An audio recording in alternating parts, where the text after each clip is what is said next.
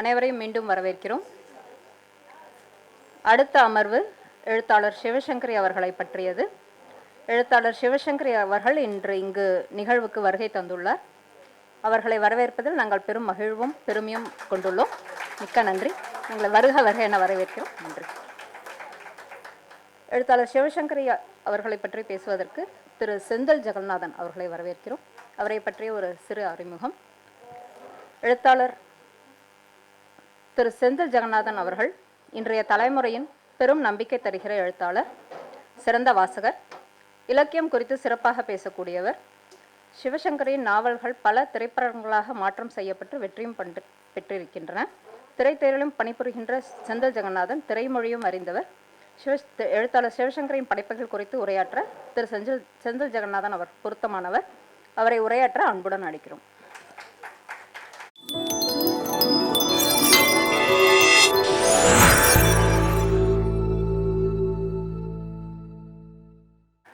அனைவருக்கும் வணக்கம்.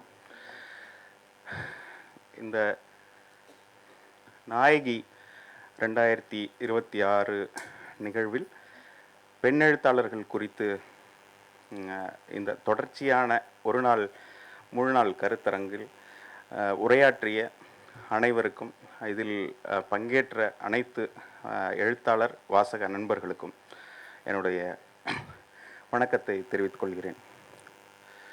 அதாவது, ஒரு தமிழகத்தில் எத்தனையோ இலக்கிய நிகழ்வுகள் நடந்து கொண்டிருக்கிறது.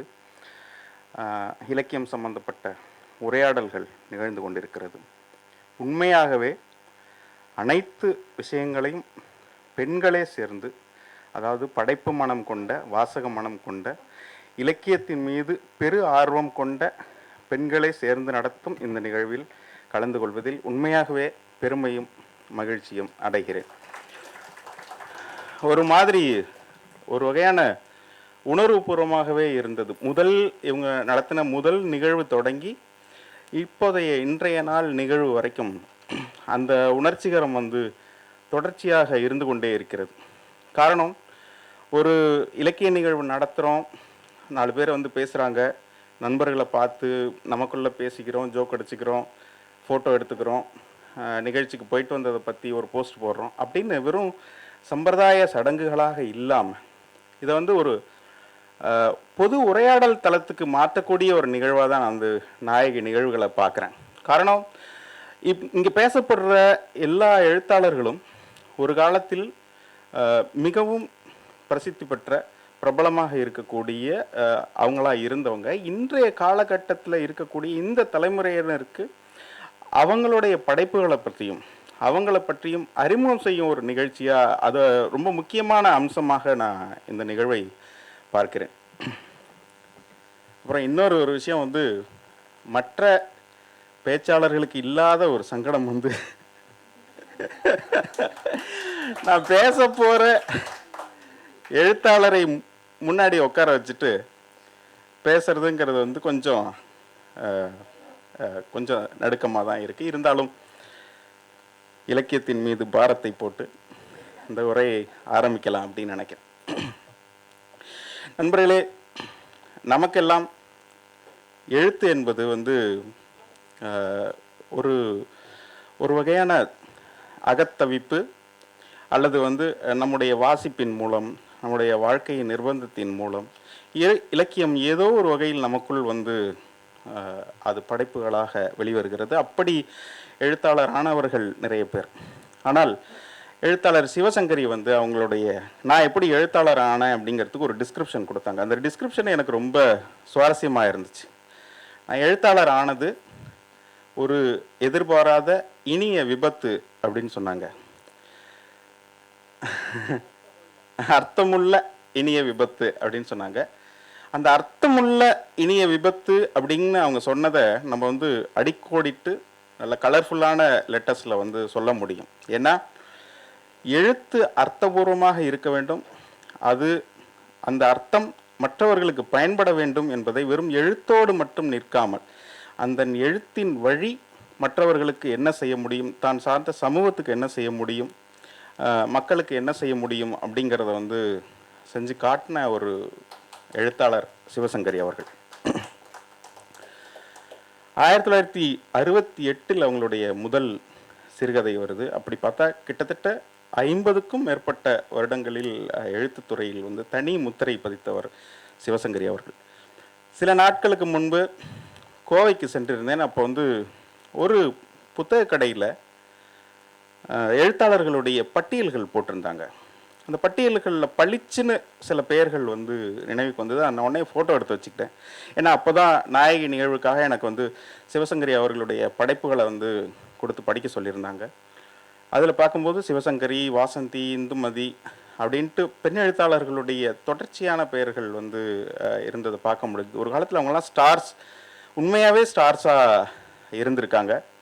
ஏன்னா இவங்களுடைய படைப்புகள் வந்த காலகட்டம்ங்கிறது வந்து டிவியோ சினிமாவோ கோலோச்சாத ஒரு காலகட்டம். அந்த காலகட்டத்தில் இவங்களுடைய கதை சொல்லலின் மூலமாக பல பேருக்கான நேரங்கள் வந்து அர்த்தபூர்வமாக மாறி இருக்குது.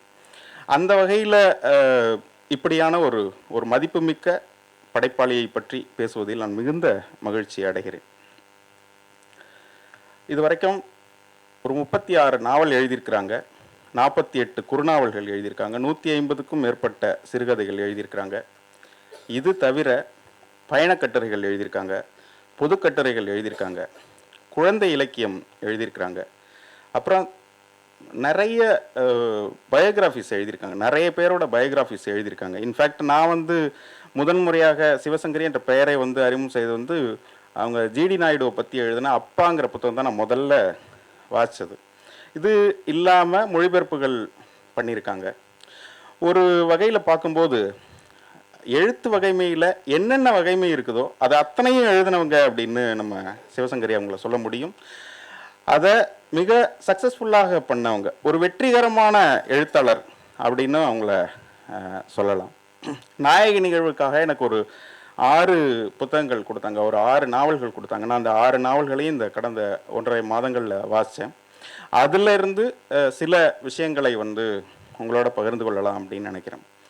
சிவசங்கரி அவர்களுடைய மிக முக்கியமான நாவல்களில் ஒன்று வந்து ஒரு மனிதனின் கதை அப்படிங்கிற நாவல். இந்த நாவலுக்கு இன்னொரு சிறப்பு உண்டு.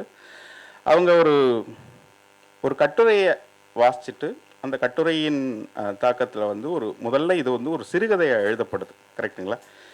ஒரு சிறுகதையாக எழுதப்பட்டு பெரிய வரவேற்பு கிடைக்கிது. அதன் பிறகு அது வந்து ஒரு மனிதனின் கதை அப்படின்ட்டு விகடனில் தொடராக வந்திருக்கு. விகடனில் இது தொடராக வரும்போது விகடன் வந்து ஒரு முடிவு எடுக்கிறாங்க, இனி ஆல்கஹால் சம்மந்தப்பட்ட, சிகரெட் சம்மந்தப்பட்ட போதை வஸ்துக்கள் எதுக்குமான விளம்பரங்கள் வந்து விகடனில் வெளிவராது அப்படிங்கிறாங்க. கிட்டத்தட்ட இது வந்து ஒரு புரட்சியவே செஞ்சிருக்கு அந்த நாவல் வந்த காலகட்டத்தில். அப்புறம் இன்னொன்று ஒரு முக்கியமான விஷயம் அந்த நாவலை பற்றி சொல்லணுன்னா, இதுவரைக்கும் இலக்கியத்துலேயும் சரி கவிதைகள்லேயும் சரி குடியை ரொமான்டிசைஸ் பண்ண படைப்புகள் தான் அதிகம். காதல் தோல்வியாக குடிச்சிட்டு கவிழ்ந்து கிடப்பான், குடிச்சிட்டு உளருவான், குடிச்சிட்டு பாட்டு பாடுவான், குடிச்சிட்டு கவிதை எழுதுவான் அப்படிங்கிற மாதிரிலாம் இருந்து குடி ரொமான்டிசைஸ் பண்ணுற அளவுக்கு அது ஒரு பெரிய விஷயம் கிடையாது. குடி வந்து ஒரு நோய்க்கூறு கொண்ட ஒரு நோய் அப்படிங்கிறத நிறுவிய ஒரு நாவல் வந்து ஒரு மனிதனின் கதை. அந்த நாவல் வெளிவந்த காலகட்டத்தில் பலரும் வந்து குடிப்பழக்கத்திலிருந்து வெளிவரத்துக்கு அந்த நாவல் வந்து ஒரு முக்கியமான காரணமாக இருந்திருக்கு. ஆல்கஹாலிக் அனானிமஸ் அப்படிங்கிற அந்த அவங்க விளம்பரத்துக்காக கொடுத்திருந்த கட்டுரையை வைத்து தான் வந்து இவங்க அந்த நாவல் எழுதுனதாக சொல்கிறாங்க.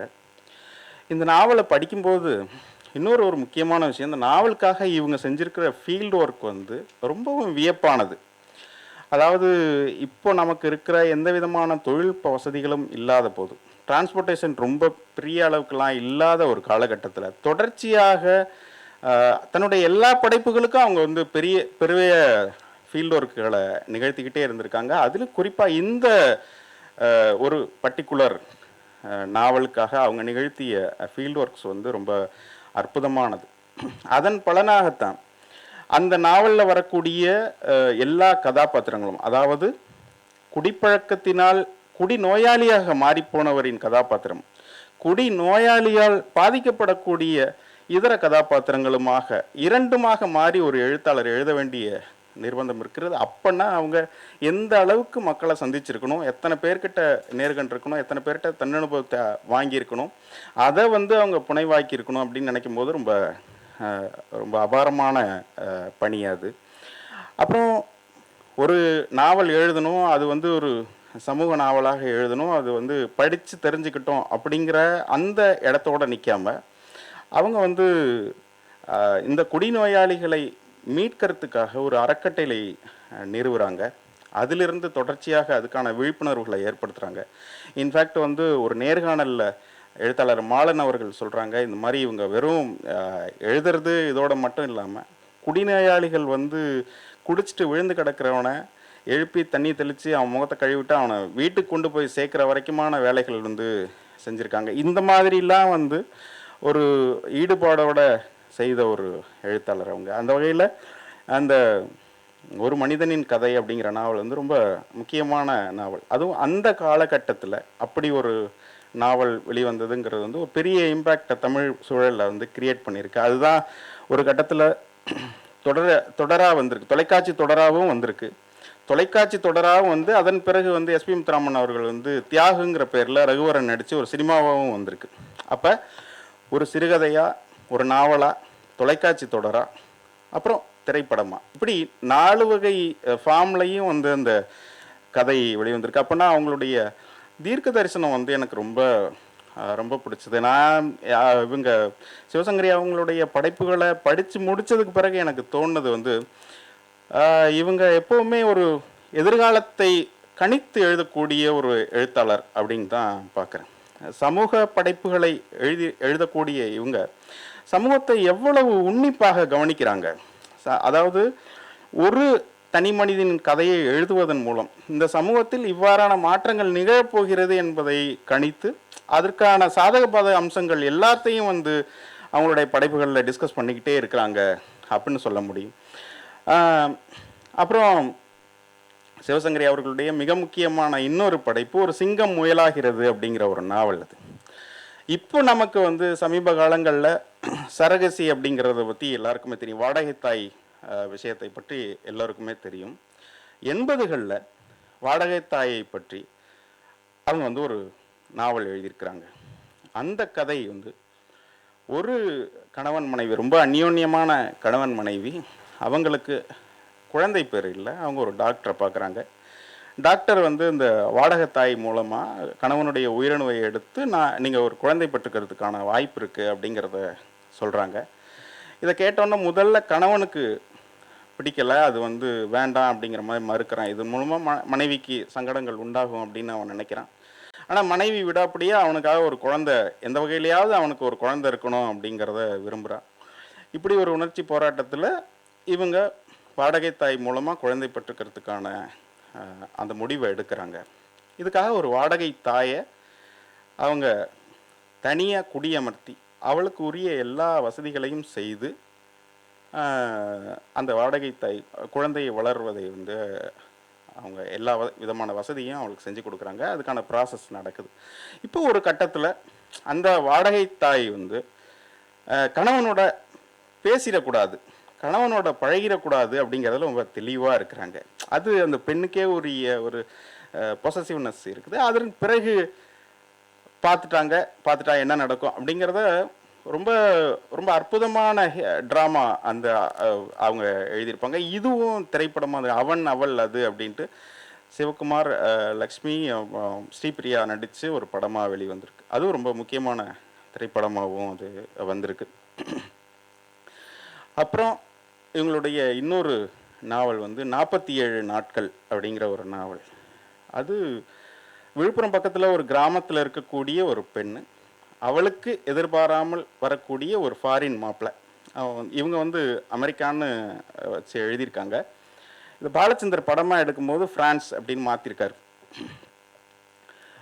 அவன் இந்த மாதிரி ஒரு வெளிநாட்டு மாப்பிள்ளை அப்படின்னா முதல்ல தயங்குறவங்க படிக்காத ஒரு பெண்ணை கல்யாணம் பண்ணிட்டு போகிறானே அப்படின்னு அவங்க முதல்ல தவிர்த்தாலும் பிறகு இந்த சம்பந்தத்தை ஏற்கிறாங்க. அது திருமணம் நடக்குது. வெறும் 47 நாட்கள் மட்டுமே தன்னுடைய கணவனோடு வாழ்ந்த அந்த பெண் எவ்வளவு வகையான துன்பங்களை அனுபவிக்கிறாள். அவங்ககிட்ட இருந்து சிக்கலில் மாட்டி அவனுடைய ஒரு சைக்கோத்தனமான குணங்களை அனுபவித்து எல்லா விதமான துயரங்களையும் அனுபவித்து அவங்ககிட்டேருந்து எப்படி மீண்டு வந்தா அப்படின்னு அவங்க எழுதியிருக்காங்க.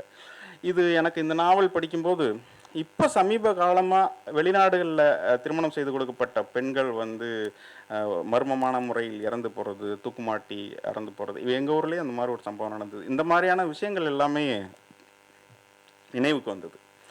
ஆக சமூகத்தில் இதெல்லாம் ஒரு காலத்தில் பிரதிபலிப்பாக இருக்கும் என்பதை வந்து உணர்ந்து அவங்க வந்து தன்னுடைய கதை கருக்களை அவங்க தேர்ந்தெடுக்கிற விதம் வந்து ரொம்ப ஆச்சரியகரமானது. அப்புறம் இன்னொரு ஒரு முக்கியமான நாவல் பாலங்கள் அப்படிங்கிற சிவசங்கரி அவங்களுடைய நாவல். எனக்கு ஒட்டுமொத்தமாக நான் இதுவரைக்கும் வாசித்த சிவசங்கரி அவர்களுடைய படைப்புகளிலேயே மிகவும் முக்கியமானது. அவங்களுடைய படைப்புகள்னு மட்டும் இல்லாமல் ஒட்டுமொத்தமாக ஒரு முக்கியமான நாவலாக நான் தமிழ் சூழலே அந்த ஒரு முக்கியமான நாவலாகத்தான் நான் வந்து பாலங்கள் நாவலை பார்க்குறேன். ஏன் அப்படின்னா, அதாவது பிராமண சமூகத்தில் பெண்களுடைய டிரான்ஸ்ஃபர்மேஷன் எப்படி நிகழ்ந்திருக்கு. கிட்டத்தட்ட அது 1907 ஆரம்பிக்குது அந்த கதை. 1993 வந்து 93 வரைக்கும் அந்த கதை எழுதப்படுது. அந்த டிரான்ஸ்ஃபர்மேஷனை அவங்க எழுதியிருக்கிறது வந்து ரொம்ப முக்கியமான நாவலாக அதை ஆக்குது. இந்த டிரான்ஸ்ஃபர்மேஷனுக்கு அவங்க என்னென்ன மாதிரியான விஷயங்களுக்கெல்லாம் அண்டர்கோ பண்ணியிருக்காங்க, அவங்க அதை எப்படிலாம் எதிர்கொண்டிருக்கிறாங்க, அதில் என்னென்னலாம் சிக்கல்கள் இருக்குது, உறவு சிக்கல்கள் என்ன, சமூக சிக்கல்கள் என்னவா இருக்குது அப்படிங்கிறத வந்து அவங்க வந்து அதை பதிவு பண்ணியிருக்கிறாங்க. குறிப்பாக ஒரு 7 வயது பெண் குழந்தை, அந்த பெண் குழந்தைக்கு 7 வயது ஆனோடனே அவள் வந்து திருமணத்துக்கு ரெடி ஆகிட்டா அப்படின்ட்டு அவளுக்கு திருமணம் செய்து வைக்கிறாங்க. இது வந்து 1907 அந்த 30களுக்குள்ளே நடக்கக்கூடிய கதையில் அவள் பூ பெய்திட்டாலே அதை கிட்டத்தட்ட ஒரு ஊரே சேர்ந்து திருவிழாவாக கொண்டாடக்கூடிய ஒரு மனநிலை, சமூக நிலை வந்து அன்னைக்கு இருந்திருக்கு. அந்த பூப்பெய்தல் சடங்குகள் வந்து எப்படியெல்லாம் நடக்கும், அங்கே என்ன மாதிரியான நலுங்கு பாடல்கள்லாம் பாடுவாங்க, அங்கே என்ன மாதிரியான உணவுகள்லாம் சமைக்கப்படும், அங்கே பெண்கள் ஆண்கள் என்னவெல்லாம் பேசிப்பாங்க, அதுக்குள்ளே நடக்கக்கூடிய நகைச்சுவைகள், அங்கே நடக்கக்கூடிய ஒரு ஆர்ப்பாட்டங்கள், இப்படின்னு பல விஷயங்களை கிட்டத்தட்ட இந்த இந்த பாலங்கள் நாவல் வந்து ஒரு முக்கியமான டாக்குமெண்ட் அப்படின்னு சொல்லலாம். ஏன்னா அவங்க இந்த நாவலில் வந்து காலத்தை குறிக்கிறதுக்காக பயன்படுத்தியிருக்கிற சில விஷயங்களை வந்து நான் இங்கே குறிப்பிட்டு சொல்லணும் அப்படின்னு நினைக்கிறேன். அதை ஒவ்வொன்றா சொல்கிறேன். இந்த பூ பெய்தின பிறகு அந்த பெண்ணுக்கு வந்து திருமணம் செய்து வைக்கிறாங்க. அதற்கு பிறகு ஒரு 13 வயசில் தான் அவள் பூ பெய்தல் செய்கிறா. அதுக்கப்புறம் அந்த சடங்குகள் நடக்குது. 14 வயசில் அவளுக்கு வந்து முதல் குழந்தை பிறந்தது. 2 குழந்தை பிறந்தோடனே ஒரு 15-16 வயசில் கணவர் வந்து இறந்து போயிடுறாரு.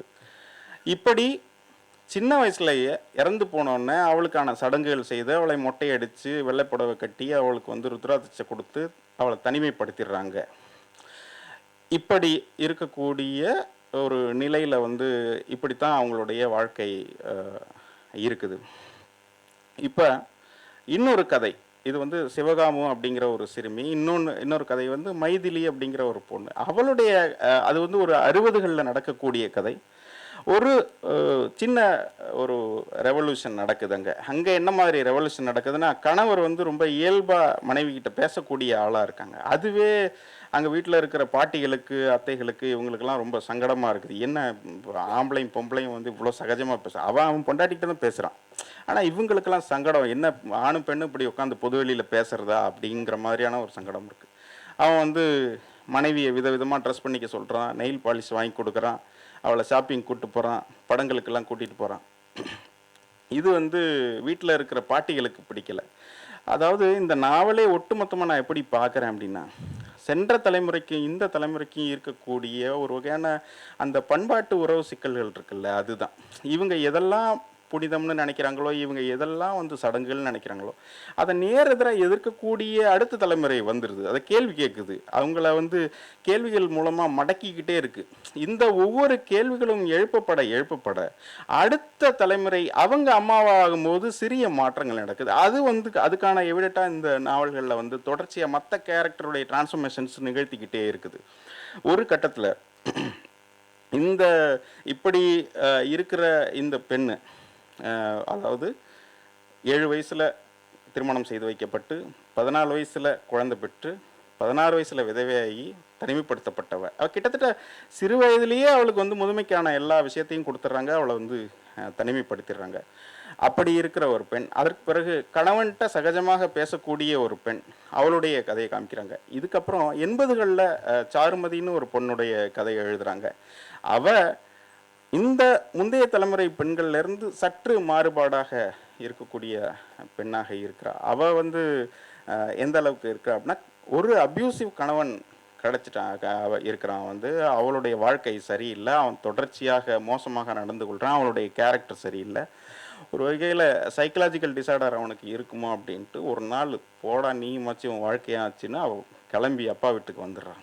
இந்த விஷயத்தையும் அவங்க எழுதுகிறாங்க. இதுவும் ஒரு டாக்குமெண்ட்டாக அங்கே பதிவு பண்ணப்படுது. இந்த கதை நடக்கிறது வந்து 80களில். அப்பா வீட்டுக்கு வந்ததுக்கு பிறகு அங்கிருந்து அவ தனித்து தான் வேலைக்கு போகணும், தன்னுடைய பொருளாதார சுதந்திரத்தை சரி பண்ணிக்கிறான். அப்படி பொருளாதார சுதந்திரத்தை சரி செய்து சாருமதி தனியாக வாழ்ந்து கொண்டிருக்கும் போது கணவன் மூலமாக மறுபடியும் பிரச்சனை வருது. அந்த அபியூசி கணவன் மூலமாக மறுபடியும் பிரச்சனைகள் வருது. அதை எப்படி எதிர்கொள்கிறா, தன்னுடைய அப்பா கிட்ட கொண்டு போய் மகளை வளர்த்துட்டு இவ இண்டிவிஜுவலாக இருந்துட்டு பொருளாதாரத்தில் ஒரு தன்னிறைவு அடைஞ்சு வர. அப்படி ஆன சாருமதிக்கு ஒரு மகள் பிறக்கிறாள். அவளுக்கு 14 வயசாகுது. அவள் வந்து அவங்க அம்மாட்ட போய் சொல்கிறாள். அவள் பேர் அப்பர்ணா. அவள் வந்து அப்பர்ணா வந்து சாருமதிக்கிட்ட சொல்கிறான், அம்மா நான் வந்து ட்ரெக்கிங் போகலான்ட்டு இருக்கேன். ட்ரெக்கிங்க்கு யாரெல்லாம் வராங்க, என் ஃப்ரெண்ட்ஸ்லாம் வராங்க, இந்த மாதிரி மணி வரான், வினோத் வரான், இப்போ லீலா வரா அப்படின்னு சொல்கிறாங்க. ஆண் பெண் கலந்த வருது. அவள் வந்து சரி போயிட்டு வா அப்படின்னு சொல்கிறான். அதாவது நீங்கள் பார்த்தீங்கன்னா ஒரு 7 வயசில் திருமண பந்தத்துக்குள் இணைந்த ஒரு பெண்ணின் கதையில் ஆரம்பிப்பது, ட்ரெக்கிங் போகிறேன்னு ஒரு 14 வயசில் தன்னுடைய அம்மா கிட்ட சொல்லிட்டு போகிற ஒரு பெண் வரைக்கும் இந்த கதையோடைய கேரக்டர் ஆர்க்ஸ் வந்து நடந்துக்கிட்டே இருக்கு. இப்படி இவங்களுக்குள்ளே நடக்கக்கூடிய இந்த டிரான்ஸ்ஃபர்மேஷன் இருக்குல்ல, இது வந்து இந்த நாவலில் மிக முக்கியமாக பேசப்பட்டிருக்கு. அப்படின்னா நாங்கள் இன்று அடைந்திருக்கக்கூடிய பேண்ட் ஷர்ட் போட்டு இருக்கக்கூடிய இந்த விஷயத்தை இப்படித்தான் அடைந்திருக்கிறோம் அப்படின்ட்டு இந்த தலைமுறைக்கு சொல்கிறது மாதிரி இந்த நாவல் இருக்குது. அதற்குள்ளாக அவங்க அனுபவித்திருக்கும் துயர்கள் எத்தனை, அதற்குள்ளாக அவர்கள் அனுபவித்திருக்கும் சிக்கல்கள் எத்தனை, இது எல்லாத்தையும் வந்து இந்த நாவல் தொடர்ந்து பேசிக்கிட்டே இருக்கு. அதாவது 1907 ஆரம்பிக்கும் இந்த நாவல் வந்து 1998 முடியுதுன்னு சொன்னேன் இல்லையா. இந்த காலகட்டத்தை குறிக்கிறதுக்காக அம்மா பயன்படுத்தியிருக்கக்கூடிய சில விஷயங்கள் வந்து ரொம்ப சுவாரஸ்யமான அம்சங்களாக இருந்தது. அதில் மிக முக்கியமான ஒன்று அப்படிங்கிறது வந்து, ஒரு திருமணம் ஏற்பாடு நடந்துக்கிட்டு இருக்கு. திருமண ஏற்பாட்டில் என்ன செய்யலாம் அப்படின்னு பேசிகிட்டு இருக்காங்க. அந்த பெரியவர் வந்து எல்லாருக்கும் இன்ஸ்ட்ரக்ஷன் கொடுத்துட்ருக்காரு. அதில் வந்து கும்பகோணம் பாலாமணி அம்மாளுடைய செதிர்கச்சேரி வைக்கலாம் அப்படின்னு சொல்கிறாங்க. பாலாமணி அம்மாள் யார் அப்படின்னா ரொம்ப பிரபலமான நாடக கலைஞர். அவங்க பாலாமணி எக்ஸ்பிரஸ் அப்படின்ட்டு ஒரு ட்ரெயின் அவங்க பேரில் ஓடினதா ஒரு வரலாற்று செய்தி உண்டு. பாலாமணி அம்மாளுடைய நாடகத்தை பார்ப்பதற்காகவே மாயவரத்திலிருந்து தஞ்சாவூருக்கு ஒரு எக்ஸ்பிரஸ் ஓடி இருக்கு அந்த காலத்தில். அவ்வளவு பிரபலம். தஞ்சாவூர் பாலாமணி அம்மாளுங்கிறவங்க வந்து அவ்வளவு பிரபலமானவங்க. அவங்கள இந்த பெண்ணுடைய திருமணத்துக்கு வந்து அவங்களுடைய சதிர்கச்சேரி வைக்கிறாங்க அப்படின்னு வந்து இதில் ஒரு இடத்துல சொல்லியிருப்பாங்க. அப்புறம் இன்னொன்று, 60களில் நடக்கக்கூடிய ஒரு அந்த திருமணம் பெண் பார்க்கும் படலம் நடக்கும். அந்த பெண் பார்க்கும் நடனம் நடக்கும்போது மாப்பிள்ளை வந்து பெண்ணை விட கொஞ்சம் உயரமானவனாக தெரிஞ்சுக்கிறதுக்கு பக்கத்தில் நிற்க வைக்க முடியாது அப்படிங்கிறதுனால பொண்ணை முதல்ல நிற்க வச்சு அவள் தலைக்கு மேலே பென்சிலில் ஒரு கோடு போட்டுட்டு அதுக்கப்புறம் மாப்பிள்ளை வரும்போது இந்த மாப்பிள்ளை வந்த இடத்துக்கிட்ட வந்து கோடு போடுவாங்க. இப்படி கோடு இவ பக்கத்தில் பெண் பக்கத்தில் வந்து ஒரு கோடு தான் இருக்கும், அந்த பக்கத்தில் பல உயரங்களில் இருக்கக்கூடிய கோடுகள் இருக்குன்னு எழுதியிருப்பாங்க.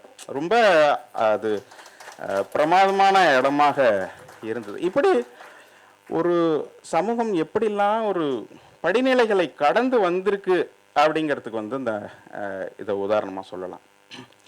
இன்னொன்று வந்து, கணவன் வந்து மனைவி கிட்ட சொல்கிறான், எது உனக்கு முடி இவ்வளோ அழகாக இருக்குது, சுருளாக இருக்குது, நீ எதுக்கு எல்லாத்தையும் உள்ள தள்ளிக்கிற, காது பக்கத்தில் வந்து முடியை வந்து எம்எஸ் சுப்புலட்சுமி மாதிரி சுருட்டி விடு அப்படின்னு வந்து கணவன் வந்து சொல்கிறான். அது அப்போ அப்போ உள்ள ஸ்டைல் அப்போ என்ன மாதிரியான ஒரு ஃபேஷன் இருந்திருக்கும் அப்படிங்கிறத வந்து நம்ம இதில் இருந்து தெரிஞ்சுக்கலாம். அப்புறம் கணவனும் மனைவியும் சேர்ந்து நாம் இருவர் படத்துக்கு போகலாம் அப்படின்ட்டு பேசிகிட்டு இருப்பாங்க. அப்புறம் மனைவி வந்து கணவன்கிட்ட சொல்கிறார். அவள் வந்து கணவன் வந்து பேசிகிட்டே இருக்கான், மனைவி எதுவுமே பேசாமல் இருக்கா. என்ன நானே பேசிகிட்டு இருக்கேன், நீ எதுவும் பேச மாட்டேற, ஏதாவது பேசு அப்படிங்கும்போது அவள் சிரிச்சுக்கிட்டே அப்படியே சொல்லுவாள். நான் ஒன்று சொல்லுவேன், தப்பாக எடுத்துக்கூடாது, சொல்லுங்க அப்படின்னு.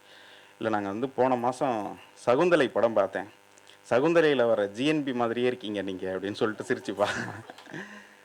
ஜிஎன் பாலசுப்ரமணியம் வந்து ஒரு பெருங்காதலர். அவர் வந்து ஒரு கனவு கண்ணன் அந்த காலத்தில். அவ்வளவு அழகானவர். கூகுளில் அவருடைய ஃபோட்டோ இருக்கும் பாருங்கள். அவர் வந்து அவரை பல பெருந்தலைகளை காதலிச்சிருக்காங்கன்னு சொல்லுவாங்க. அவர் வந்து அவர் மாதிரி இருக்காரு அப்படின்னு வந்து மனைவி சொல்லுவாங்க. அப்புறம் ஒரு இடத்துல ஒன்று வரும், இன்னைக்கு வந்து நம்ம நடிகை பானுமதி வீட்டு கொலுவுக்கு போகலாம் அப்படின்ட்டு. இப்போ இதெல்லாம் வந்து கிட்டத்தட்ட நம்ம படிக்கும்போது ஒரு காலப்பயணம் செய்ய வைக்கிற மாதிரி, ஒரு டைம் ட்ராவல் பண்ண வைக்கிற மாதிரி. ஒரு இலக்கிய ஒரு புத்தகத்தை வந்து ஏன் படிக்கிறோம், என்ன நாம் அறியாத ஒரு வாழ்க்கையை, நம்ம அறியாத ஒரு சூழலை தெரிஞ்சுக்கிறதுக்காக தான். இப்போ ஒரு காலம் வந்து நாம் 60களில் வந்து அப்போ சூழல் எப்படி இருந்தது, சமூக செயல்பாடுகள் எப்படி இருந்தது, அப்போ சினிமா என்னவா இருந்ததுன்னெலாம் தெரிஞ்சிக்க முடியாது. இந்த நூலை படிப்பதன் மூலம் இந்த தலைமுறையை சேர்ந்தவர்கள் சென்ற தலைமுறையின் பல விஷயங்களை வந்து தெரிந்து கொள்ள முடியும். அப்புறம் அந்த 98ல் இந்த பொண்ணு வந்து ட்ரெக்கிங் போகிற, இப்போ அம்மா கிட்ட ட்ரெக்கிங் போகிறதுக்கு அனுமதி கேட்குறத விட முடியுதுன்னு சொன்னேன் இல்லையா. இந்த மொமெண்ட் இருக்குல்ல, ட்ரெக்கிங் போகிற பொண்ணு, ட்ரெக்கிங்க்கு அனுமதி கொடுக்குற அம்மா அப்படின்ட்டு. இங்கிருந்து சிவசங்கரி அவர்களுடைய இன்னொரு நாவலான இனி அப்படிங்கிற நாவலை வந்து, அந்த நாவல் இங்கேருந்து தொடங்குதுன்னு நான் புரிஞ்சுக்கிறேன். ஏன்னா அந்த நாவல் வந்து 1993 எழுதியிருக்கிறாங்க அவங்க. அந்த நாவல் என்னென்னா, இங்கே சென்னையிலேருந்து போயிட்டு, அதாவது என்ன எக்ஸாக்டாக சொல்லலாம், மயிலாப்பூர்லேருந்து போயிட்டு அமெரிக்காவில் செட்டிலான ஒரு குடும்பம், கணவன் மனைவி, அவங்களுக்கு ஒரு டீனேஜ் பொண்ணு. அந்த டீனேஜ் பொண்ணுக்கும் அவங்க அம்மாவுக்கும் நடக்கக்கூடிய, அவங்க பெற்றோருக்கும் நடக்கக்கூடிய ஒரு கான்ஃப்ளிக்ட் தான் அந்த கதை, அந்த நாவல் முழுக்க முழுக்க. பொதுவாகவே வந்து டீனேஜ் பசங்களை கையாளுறதுங்கிறது வந்து பெரிய சவாலான ஒரு விஷயம். கத்தி மேலே நடக்கிற மாதிரி அவங்கள நாம் வந்து என்ன காயின் பண்ணி பேசினாலும் அதுக்கு எதிரான கத்தியை வந்து அவங்க வீசிக்கிட்டே இருப்பாங்க. ஒரு வகையில் வந்து வாழ்க்கையை திசைமாறி போகக்கூடிய ஒரு பருவம் அது. அப்படியான ஒரு கூர்மையான அந்த பருவத்தில் இருக்கக்கூடிய ஒரு பெண், அதுவும் அமெரிக்காவில் இருக்கா. அவளுக்கும் பேரண்ட்ஸுக்கும் நடக்கக்கூடிய அந்த கான்ஃப்ளிக்ட் தான் அந்த ஒட்டுமொத்த நாவலும். ரொம்ப முக்கியமான நாவலாக நான் அதை பார்க்குறேன். ஏன்னா 93 இந்த நாவல் எழுதியிருக்காங்க. அப்போ வந்து அதான் நான் சொன்ன மாதிரி, ஏற்கனவே சொன்ன மாதிரி, ஃப்யூச்சரில் இந்த மாதிரியான விஷயங்கள்லாம் நடக்கக்கூடும், இப்படியான சவால்களை எல்லாம் குடும்பங்கள் எதிர்கொள்ளக்கூடுங்கிறத வந்து அவங்க அவதானித்து அந்த நாவல் எழுதியிருக்காங்க அப்படின்னு நினைக்கிறேன். ஒரு இடம் மட்டும் சொல்கிறேன். பொண்ணு வந்து அது உடைக்கு வேறு பேர் சொல்லியிருக்காங்க. இப்போ வந்து அது பேர் லெகின்னு நினைக்கிறேன். அது வந்து ஸ்கின் கலரில் ஒரு லெகின் போட்டு வருவா. ஸ்கின் கலரில் லெகின் போட்டோன்னா அம்மா அதிர்ச்சி அடைஞ்சிருவா. என்னடி இப்படி வந்திருக்க அப்படின்ட்டு. அம்மா ட்ரெஸ் போட்டிருக்கம்மா அப்படின்பா. என்னடி இந்த மாதிரி போட்டு வந்துருக்கு, இதை போட்டுக்கிட்டா நீ வந்து வெளியில் போக போகிற அப்படின்னு அம்மா அதிர்ச்சி அடைவா. அதை போய் அப்பா கிட்ட சொல்லுவா. அந்த ஆள் பதறிடுவார், என்னடி இப்படி வளர்த்து வச்சிருக்க அப்படின்ட்டு. இப்போ அது வந்து ரொம்ப சாதாரணமாக போயிட்டு, ஆனால் ஸ்டில் இப்போ வந்து அது வந்து ஒரு அப்பா, அதாவது பேரண்ட்ஸுக்கும் பிள்ளைகளுக்குமான ஒரு தர்ம சங்கடங்களை உண்டு பண்ணக்கூடியதான். இப்போல்லாம் நேரடியாக கமெண்ட் பண்ண முடியலனாலும் தர்ம சங்கடங்களை வந்து அவங்க உள்ளார்ந்து உணர்ந்துக்கிட்டே தான் இருக்காங்க. இந்த விஷயத்தை வந்து 93லேயே இந்த அம்மா வந்து நாவலாக எழுதியிருக்காங்க. ஒரு வகையில் இந்த நாவல் வந்து பிள்ளைகள் மாற்றம் அடைகிற நாவல் அல்ல. அதுதான் இந்த நாவலில் எனக்கு ரொம்ப பிடிச்ச விஷயம். பெற்றவர்கள் வந்து தாங்கள் எப்படி இருக்க வேண்டும், அதாவது பிள்ளைகள் வளரும் போதே கூட சேர்ந்து நாமும் வளர்கிறோம் அப்படின்னு ஒரு விஷயம் இருக்கு இல்லையா. குழந்தைகள் வளர வளர பெற்றோர்ஸும் வளர்றாங்க அப்படின்ட்டு. அந்த மாதிரி தான் ஒரு கட்டத்தில் கலீல் ஜிப்ரானோட வரிகள் மாதிரி சொல்லணும்னா, உங்களுக்கு பிறந்ததாலேயே அந்த குழந்தைகள் வந்து உங்களுக்கு சொந்தமானவர்கள் அல்ல அப்படின்னு சொல்லிட்டு அதை தான் அந்த ரியலைசேஷன் பாயிண்ட் தான் அந்த நாவலுடைய எண்டு. அதுவும் ரொம்ப அதில் எண்டில் வரக்கூடிய அந்த ஒரு 4 பக்கம்ங்கிறது வந்து ரொம்ப முக்கியமானது டைலாக்ஸ். அது வந்து எல்லா பேரண்ட்ஸும் படிக்கக்கூடியது. அவங்க ரியலைஸ் பண்ணுவாங்க. இதெல்லாம் வந்து சும்மா ஒரு நாளில் கண்டிச்சோ தண்டிச்சோ சத்தம் போட்டோ வந்து மிரட்டி உருட்டிலாம் நடக்கக்கூடியதல்ல. அவங்களுக்கு அதை புரிய வைக்கணும். புரிய வைக்காத குறை நம்முடையது.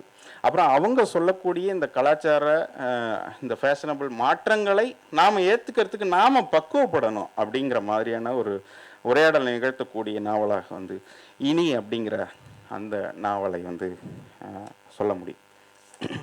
அப்புறம் இவங்களுடைய ஒட்டுமொத்தமாகவே படைப்புகளில் பார்க்கும்போது எனக்கு ஒரு அவதானம் தெரிஞ்சுது. பொதுவாக ஆண்கள் மேலே வந்து ஒரு குற்றச்சாட்டு உண்டு. அதாவது ஆண்கள் தான் வந்து இந்த கலாச்சார காவலர்களாக இருக்கிறாங்க, கலாச்சாரத்தை பாதுகாக்கக்கூடியவங்களாக இருக்காங்க. ஆனால் சிவசங்கரி அம்மாவுடைய பாயிண்ட் ஆஃப் வியூவில் கலாச்சார காவலர்கள் வந்து பெண்கள் தான். வேண கலாச்சார விஷயங்களை வந்து ஆண்கள் வந்து உண்டு பண்ணியிருக்கலாம். இவங்க தொடர்ந்து வந்து அடுத்த தலைமுறைக்கு என்ன மாதிரியான ஒரு எதிர்நிலை மதிப்பீடுகளை வந்து வச்சுக்கிட்டே இருக்கிறாங்க அப்படின்னு. சமீபத்தில் வந்து பேட் கேர்ள்னு ஒரு படம் வந்தது.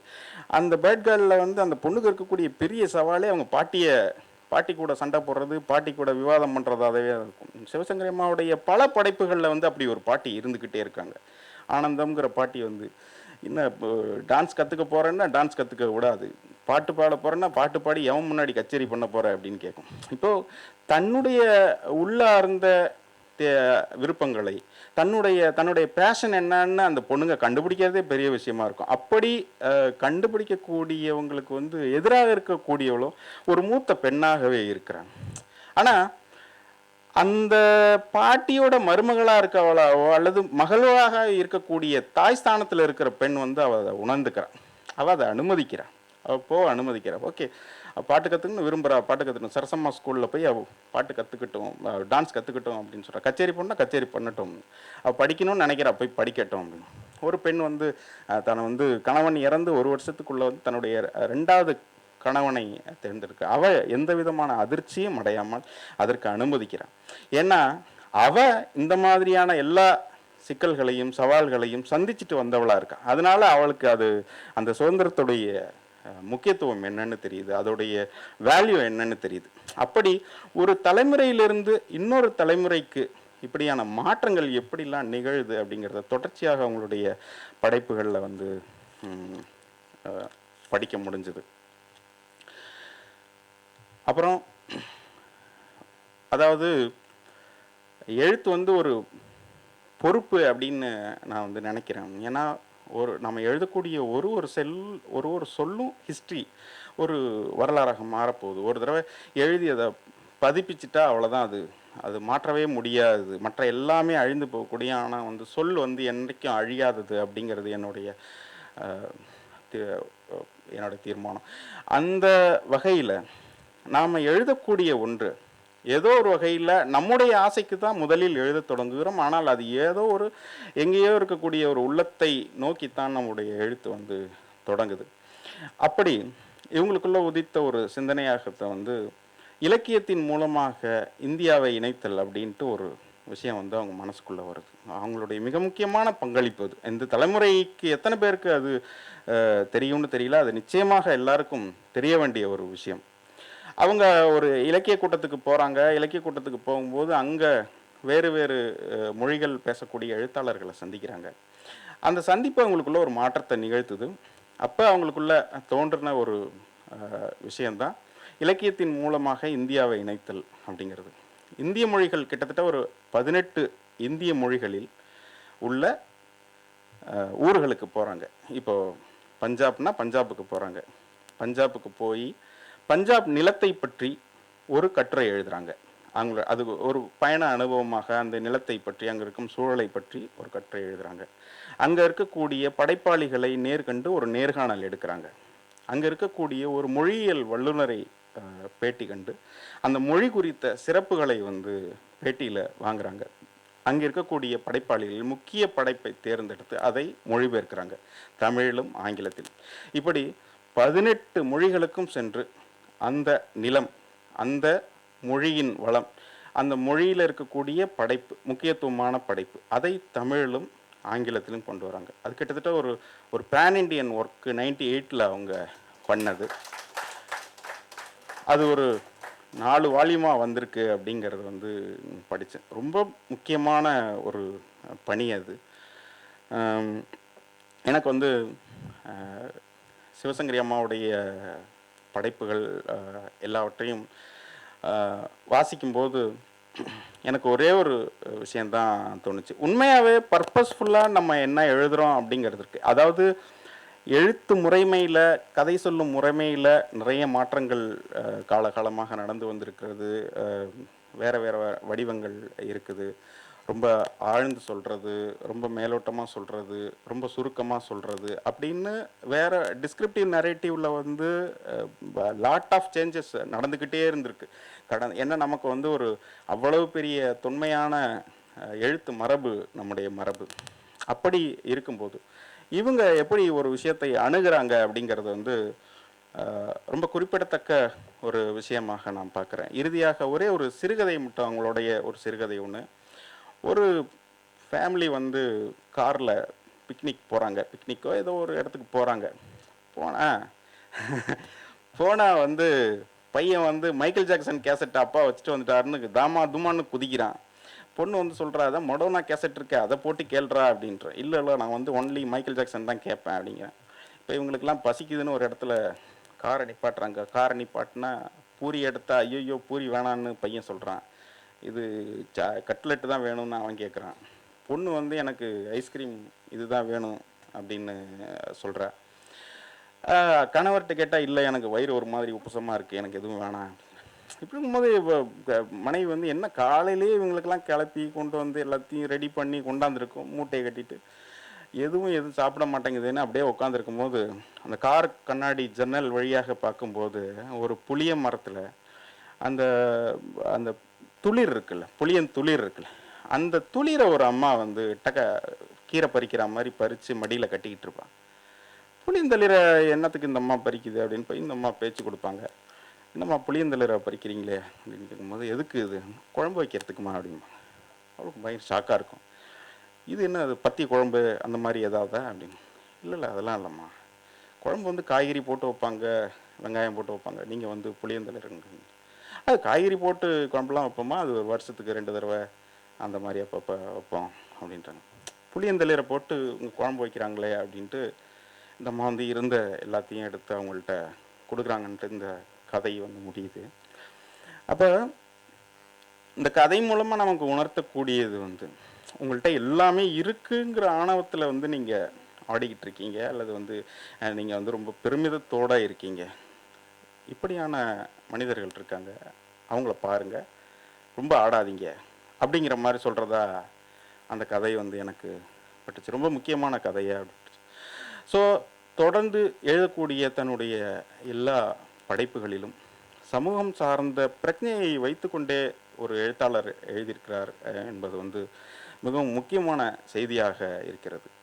அப்புறம் எழுதக்கூடிய நிறைய பெண் எழுத்தாளர்கள், சில நண்பர்களாக இருக்கக்கூடியவர்கள், சில சகோதரிகள் வந்து என்கிட்ட கேட்பாங்க, கதைகளை பற்றி அவங்களுடைய ஒப்பீனியன் கேட்பாங்க, சொல்லுவோம், எழுதுவாங்க. அப்புறம் அடுத்த வருஷம் பார்த்தா அவங்க என்னம்மா அடுத்து எதாவது எழுதுனீங்களான்னா, இல்லை எதுவும் எழுதலை அப்படிம்பாங்க. இவங்க கேட்டால் வந்து வேலை இருக்குது அப்படின்னு சொல்லுவாங்க. நண்பர்களே, தொடர்ந்து 50 வருஷமாக தொடர்ச்சியாக கன்சிஸ்டன்சியாக எழுதிக்கிட்டே இருந்த ஒரு எழுத்தாளர் வந்து நம்முள்ள இருக்கக்கூடிய சிவசங்கரி அவர்கள். அந்த எழுத்து ஊக்கமும் அந்த எழுத்து உழைப்பும் வந்து நாம் எல்லோரும் அவரிடமிருந்து கற்றுக்கொள்ள வேண்டியது. அவருக்கு என்னுடைய மனமார்ந்த வணக்கத்தை சொல்லி, இந்த வாய்ப்பை எனக்கு தந்த நாயகி அமைப்பினருக்கு நன்றி சொல்லி விடைபெறுகிறேன். நன்றி, வணக்கம்.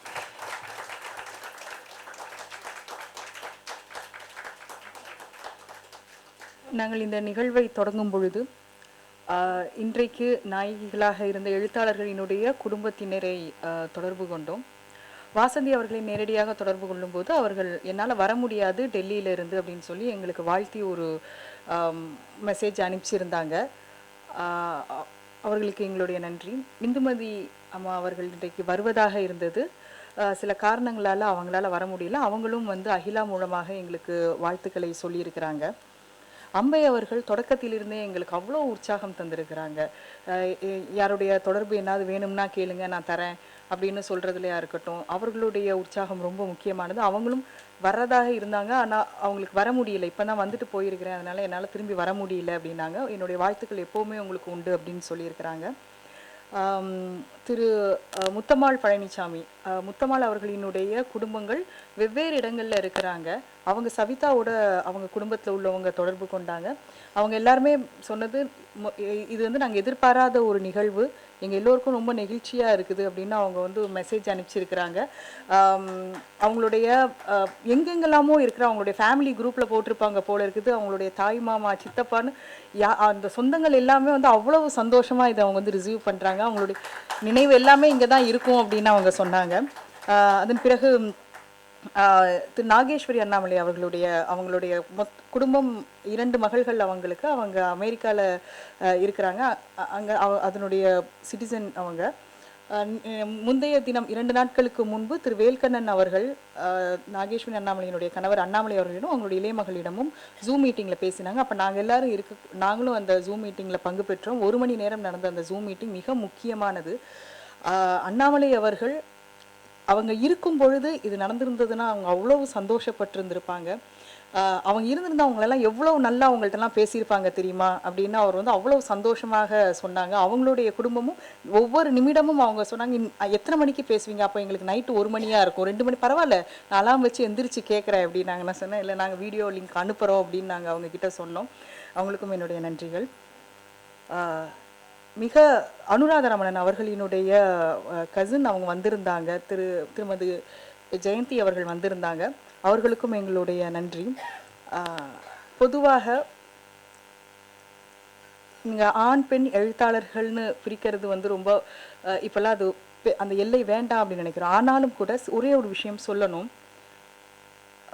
டிபி ராஜலட்சுமி அவர்களுடைய நாவலை எழுதிவிட்டு அதை படமாக செஞ்சுட்டு அந்த நாவலில் வந்து பெண் குழந்தைகளை தத்தெடுக்கணும் அப்படின்னு அவங்க எழுதுகிறாங்க. எழுதுறதோடு இல்லாமல் ஒரு குழந்தைய நிஜமாவே தத்தெடுத்தாங்க. அதே போல் நிறைய எழுத்தாளர்கள், குறிப்பாக பெண் எழுத்தாளர்கள் உலகம் முழுவதும் பார்க்குறோம், என்ன எழுதுகிறாங்களோ அதுபடி வாழ்கிறாங்க, எதை வாழ்கிறாங்களோ அதுபடி சொல்கிறாங்க. எதற்காக நான் இதை சொல்கிறேன் அப்படின்னா, www.sivashankari.in அப்படிங்கிற வெப்சைட்டில் போய் நீங்கள் பார்க்கணும். ஒரு மனிதர், ஒரு மனுஷி எழுதுறதோடு மட்டும் அல்லாமல் அந்த எழுத்தை வைத்து என்னவெல்லாம் செய்யலாம் அப்படிங்கிறதுக்கான ஒரு சான்று அந்த பேஜ். அவங்க சொன்னாங்களே, இலக்கியத்தை இந்தியாவை இலக்கியம் மூலமாக இணைக்கலாம் அப்படிங்கிறதுலேருந்து தொடங்கி அரசியல் வரைக்கும் ஒரு எழுத்து எங்கெல்லாம் பயணிக்க முடியும், அந்த எழுத்தை வைத்து என்னவெல்லாம் செய்யலாம் அப்படிங்கிறதுக்கு நான் அதை பார்த்து ரொம்ப பிரமிச்சு போனேன். திரு மாலன் அவர்களிடம் பேசும்போது அவர் சொன்ன சில தகவல்கள், அவர்தான் இன்று பேசுவதற்காக இருந்தது. நாங்கள் அவரால் இன்றைக்கு டெல்லி போனதுனால வர முடியலன்னு முதலேயே அவர் சொன்னார். அவரும் அவருடைய வாழ்த்துக்களை தெரிவிச்சிருக்கிறாங்க. குடி போதையினால் ஒரு குடும்பம் சிரமப்படுது, கஷ்டப்படுதுன்னு ஒருத்தங்க எழுதிட்டு போகிறது வேற, அதோடு நிற்காம விஹெச்சி தரமணியில் டி அடிக்ஷனுக்காக ஒரு சென்டர் ஆரம்பிக்கணும் அப்படின்னு ஒருத்தங்க நினைக்கிறாங்கன்னா, இதை நான் வந்து ப்ரௌடாக சொல்ல முடியும், இது ஒரு பெண் எழுத்தாளர்கள் தான் அதிகம் செய்கிறாங்க. நாம் சமூகத்துக்கு அவங்க ஒன்றும் செய்யலை அப்படின்னும், சும்மா இதுங்க வந்து ஒரே விஷயத்தையே எழுதுகிறாங்க அப்படின்னும் நாம் சொல்ல வேண்டிய அவசியம் இல்லை. அவர்கள் சொல்வதில்லை, வாழ்கிறார்கள், செய்கிறாங்க. அது எவ்வளவு முக்கியமான விஷயம். உலகம் முழுவதும் இது நடந்துகிட்டு இருக்குது. எங்கு போர் இருக்குதோ போருக்கு எதிரான முதல் குரல் ஒரு பெண் தர்றாங்க. எங்கு குடும்ப வன்முறை இருக்குதோ அதற்கு எதிரான குரலை அங்கே பெண் எழுத்தாளர்கள் தர்றாங்க. எங்கு எதை பேச வேண்டுமோ அதை தொடர்ந்து அவர்கள் குரல் கொடுத்து கொண்டே இருக்கிறார்கள். இன்று நம்மிடையே திரு சிவசங்கரி அவர்கள் வந்திருக்கிறது உண்மையாகவே எங்களுக்கு ரொம்ப பெருமையும் மகிழ்ச்சியுமான ஒரு தருணம் இது. அவர்களை மேடைக்கு அழைக்கிறோம். நாங்கள் எல்லாரும் அவங்களோட இருந்து ஒரு புகைப்படம் எடுக்கணும். நாங்கள் எல்லோரும் சேர்ந்து அப்புறம் ஒரு புகைப்படம் எடுத்துக்கிறோம். அவங்களுக்கு எங்களுடைய அன்பு பரிசாக தரணும் அப்படின்னு நாங்கள் நினைக்கிறோம். அனைவருக்கும் அன்பான வணக்கங்கள். என்னுடைய புத்தகங்கள் சிலவற்றை பற்றி மிக அழகாக சரியான கோணங்களிலிருந்து அதை படித்து அதை விமர்சித்த திரு ஜெகநாதன் அவர்களுக்கு என்னுடைய நன்றி. சில பாயிண்ட்லாம் நீங்கள் தொட்டு காமிச்ச போது எனக்கு ரொம்ப சந்தோஷமா இருந்தது. ஏன்னா அந்த மாதிரி நுணுக்கமான விஷயங்களெல்லாம் நீங்கள் கவனிச்சிருக்கீங்கிறத கேட்டபோது என்னுடைய வாசகர்கள் அதெல்லாம் புரிஞ்சுட்டு படிக்கணும்னு ஆசைப்படுறேன். Thank you so much. நாயகி பத்தி நான் போன வருஷமே வந்தேன் அவங்களுடைய அந்த நிகழ்ச்சிக்கு. ஆரம்பிச்சு 1 வருஷம் தான் ஆகுதா என்னையோட சொன்னாங்க. இந்த 1 வருஷத்துக்குள்ள அவங்க நடத்தின 3 ப்ரோகிராம், இன்னைக்கு நடத்துறது 4வது. சேர்த்து எவ்வளோ ஒரு ஆக்கப்பூர்வமாக, அர்த்தமுள்ளதாக அவங்க செஞ்சிருக்காங்க ஒண்ணொண்ணு. எழுத்தாளர்கள், பெண் எழுத்தாளர்கள்னு சொன்னா எனக்கு பிடிக்காது. அதனால நான் சொல்ல மாட்டேன். சிவசங்கரி ஒரு எழுத்தாளர். இன்சிடென்ட்லி ஒரு பெண்ணுன்னு சொன்னா நான் ரொம்ப பெருமைப்படுவேன். I am very proud to be a woman. அது வேற விஷயம். ஆனா நம்ப ஆரம்ப காலத்துலலாம் நான் இப்ப எழுத வந்து 58 வருஷம் ஆச்சு. ஆரம்ப காலத்துலலாம் சரி, இப்பவும் கூட சொல்றேன். நம்மளுடைய விமர்சகர்கள்கிட்ட வந்து அளவுகோலா புடவையும், பேண்ட்டையும் வச்சுடுறாங்க. அங்க தான் நான் டிஃபர் பண்றேன். அதுக்காக தான் நான் பெண் எழுத்தாளர்ன்னு சொல்லக்கூடாது. உங்களுக்கு கண்டெய்னர் சுத்தமா இருக்கா? ஹெல்த்தியா இருக்கான்னு பார்த்துக்கணுமே தவிர, கண்டெய்னர் மேலேயே புத்தி போகக்கூடாது. கன்டென்ட்குள்ள புத்தி இருக்கணும். உள்ள என்ன இருக்கு? அதனாலேயே தான் சொல்றேன். எனக்கு பெண் எழுத்தாளர்ன்னு சொல்லாதீங்கோ. எழுத்தாளர்ன்னு சொல்லுங்கோ. But I am proud to be a woman. Feminist குரூப்லலாம் நான் சேர மாட்டேன். ஏன்னா, அது என்ன கட்டம் கட்டுறதுன்னு நான் நெனைக்கிறேன். என்னோட விங்ஸ் எல்லாம் கிளிப் பண்றது. நான் வந்து யாருக்கு அ ஒரு பிரச்சனை இருக்கோ, அவங்க எல்லாருக்கும் குரல் கொடுக்கணும்னு ஆசைப்படுறேன். இல்லைன்னா மனிதனுக்கு இத என்னால எழுதியே இருக்க முடியாது. It's not a woman subject. It's a man subject. அதனால நம்ம இந்த சமுதாயத்துல ஆணும், பெண்ணும் சமமா நம்ப அப்படி ஒருத்தர் மேல ஒருத்தர் பரஸ்பர மரியாதை, அன்போடு நம்ம வாழ்ந்து கொண்டிருக்கும்போது, இந்த மாரி கட்டம் கட்டுவதெல்லாம் நம்மள வந்து பிரிச்சுருதுன்னு நான் நெனைக்கிறேன். அதனால கூடாது.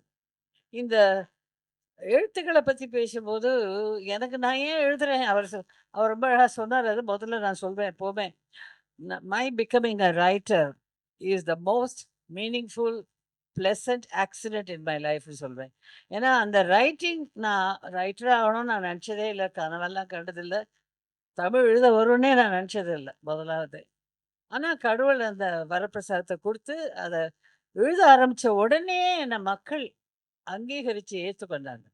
அதுதான் மிகப்பெரிய ஊக்க சக்தி. அப்பல்லாம் மனசுல தோணின உணர்வு பூர்வமா அது எல்லாத்தையும் கொட்டிட்டு இருந்தேன். ஆனா 71க்கு பிறகு நான் விழுப்புரத்துக்கு போய் வழுதரெட்டிங்கிற குக்கிராமத்துல அ ஒரு சிட்டியோட பரபரப்பெல்லாம் இல்லாம, அதாவது நான் எங்க சிட்டிலலாம் இருந்தபோது சிட்டி பேங்க்ல ஆஃபீஸரா இருந்தேன். பார்ட்டீஸ் அது இது.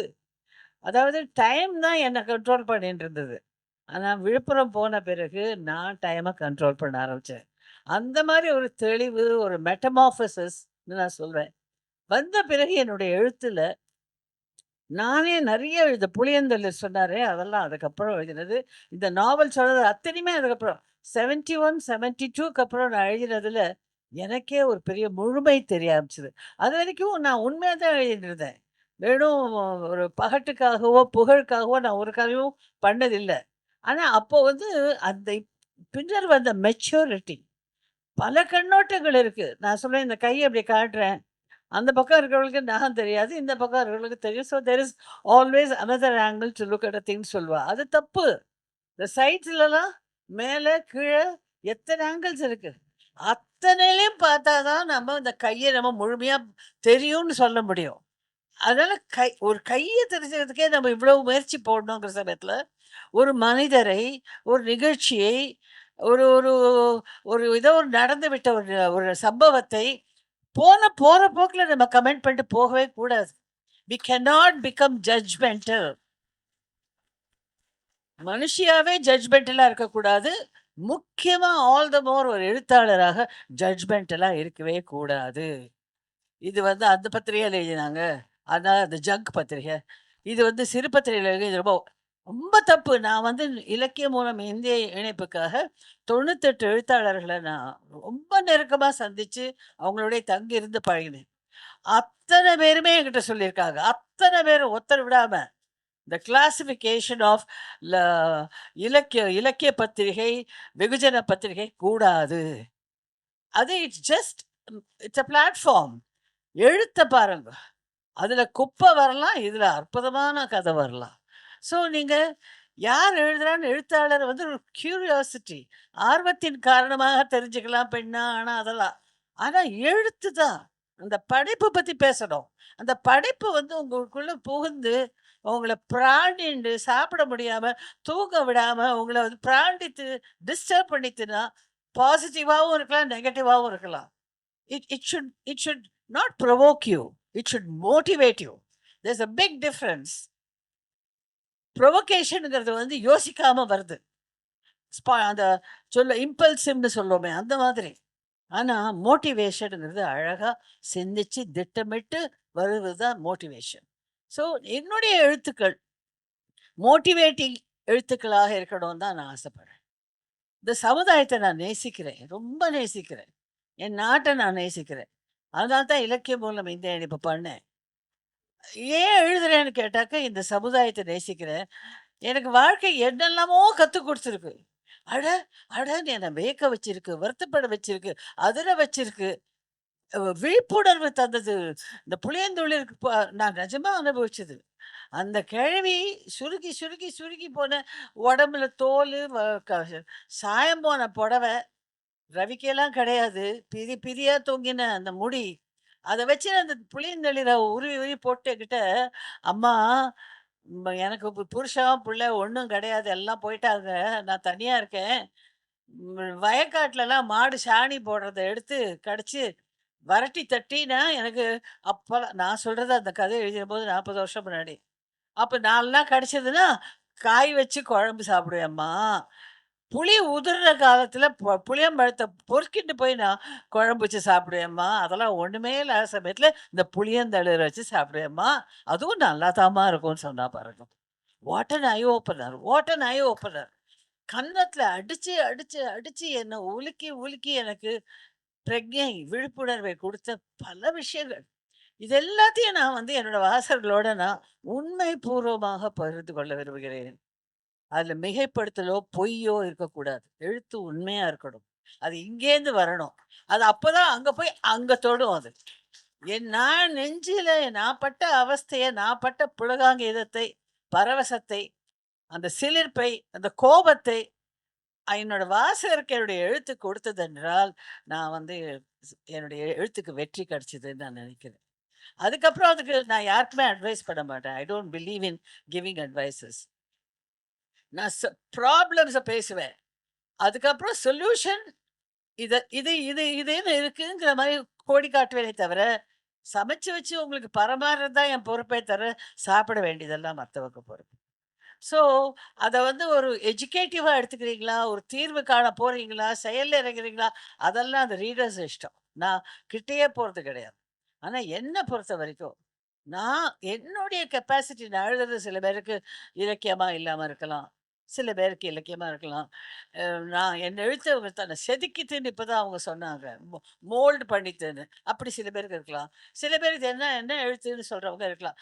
எதுவாக இருப்பினும் நான் வீட்டுக்குள்ள எழுதி வச்சுக்காம எப்போ அதை ஒரு பப்ளிக்கு பப்ளிஷ் பண்ணிட்டேனோ, I have presented to the public, அப்போ என்ன மாதிரி விமர்சனத்துக்கும் நான் தயாராக தான் இருக்கணும். எனக்கு அல்வா பிடிக்கும்னா உங்களுக்கு அல்வா தான் பிடிக்கணும், நான் அடம் பிடிக்கக்கூடாது. உங்களுக்கு பச்சை மிளகா பிடிக்குமா, இப்போ சாப்பிடுங்க, என்ன ஃபோர்ஸ் பண்ணாதீங்க, அவ்வளோதான். சி லைஃப்ல வந்து அதான் சொன்னேன், பல கண்ணோட்டங்கள் இருக்கு. அந்த பல கண்ணோட்டங்கள்ல பார்க்க கத்துக்க முயற்சித்து கொண்டே பார்த்துட்டோன்னு நான் சொல்லவே மாட்டேன். ஒருத்தரை முழுமையா எனக்கு தெரியும் நான் இத்தனை வருஷம் கழிச்சு கூட சொல்ல முடியாது. ஏன்னா ஒரு எதிர்பாராத ஒரு சம்பவம் நடக்கும்போது அவங்க ரியாக்ஷனே வேற மாதிரி இருக்கு. So we have to remember there are so many angles, கண்ணோட்டங்கள்.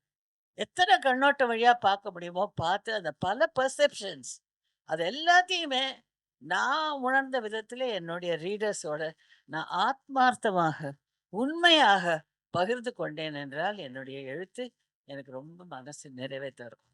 Thank you so much. I wish you all the best.